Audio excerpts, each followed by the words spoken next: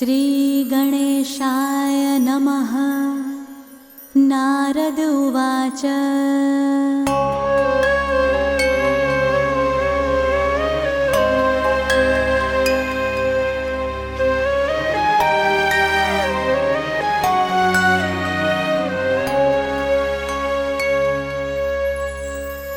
प्रणम्य शिरसा देवं गौरीपुत्रं विनायकं भक्तावासं स्मरे नित्यं आयुः कामार्थसिद्धये।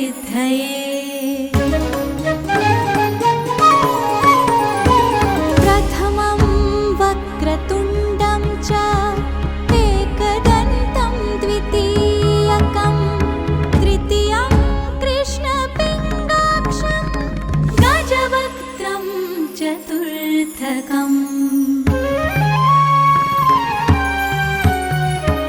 लम्बोदरं पञ्चमं च षष्ठं विकटमेव च सप्तमं विघ्नराजं च धूम्रवर्णं तथाष्टमम्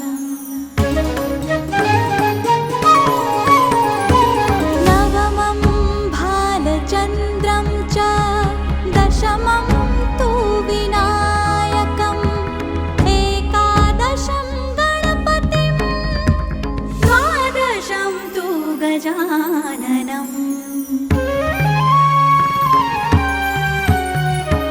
द्वादशैतानि नामानि त्रिसन्ध्यं यः पठेन्नरः न च विघ्नभयं तस्य सर्वसिद्धिकरं प्रभो।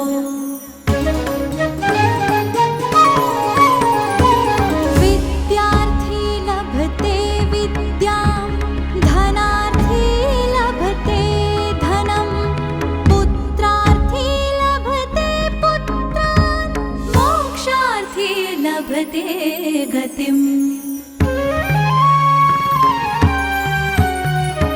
जपेत् गणपतिस्तोत्रं षड्भिर्मासैः फलं लभेत् संवत्सरेण सिद्धिं च लभते नात्र संशयः।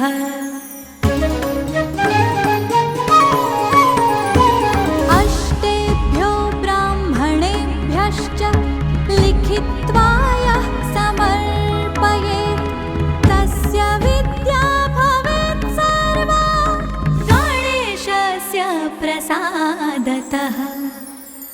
इति श्रीनारदपुराणे